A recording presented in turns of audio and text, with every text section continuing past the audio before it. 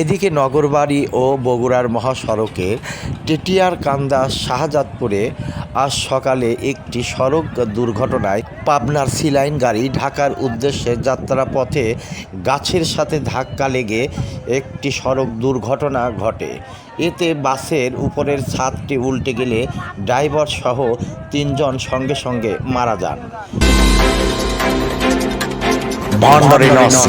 Drama Film and News.